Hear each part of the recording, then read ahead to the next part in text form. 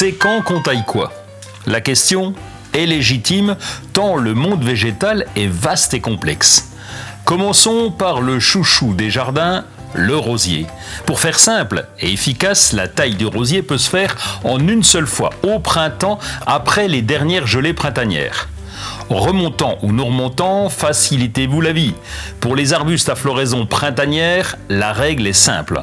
On taille les inflorescences juste après leur floraison. C'est le cas du forsythia par exemple, et on pratique tous les ans. Pour les arbustes à floraison estivale ou automnale, la taille se fait de préférence en début de printemps, hors gel en mars et tous les ans. C'est le cas du laurier rose par exemple. Pour les plantes de haies au feuillage persistant voulant dire que la plante garde son feuillage tout au long de l'année, c'est le cas du thuya, du laurier du Portugal, du photinia, la taille intervient tous les ans, 2 fois par an, à la sortie de l'hiver et en fin d'été. Pour la sauvegarde des oiseaux, évitez de tailler les haies du 15 mars au 31 juillet, c'est la période de nidification.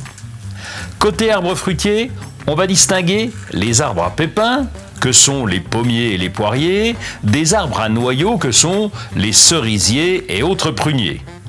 Les arbres fruitiers à pépins se taillent en début de printemps, en mars, lors d'une journée ensoleillée et hors gel. La taille peut se faire tous les 2 ans. Les arbres fruitiers à noyaux n'aiment pas beaucoup la taille et s'il faut les raccourcir un peu, on le fait juste après la cueillette des fruits. Du côté des plantes vivaces, dont le système racinaire reste en place plusieurs années, on coupe les fleurs fanées au fur et à mesure de leur apparition. Puis, on coupe toutes les hampes sèches au printemps tous les ans. Quant aux plantes fleuries bulbeuses comme les tulipes, on va tailler la hampe florale sèche, puis le feuillage quand il est sec et jaune. La taille se fait chaque année.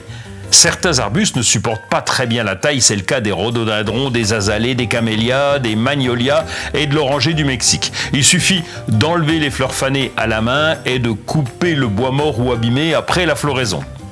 Alors maintenant, à vos sécateurs, dont les lames, attention, sont nettoyées avant chaque taille bien sûr.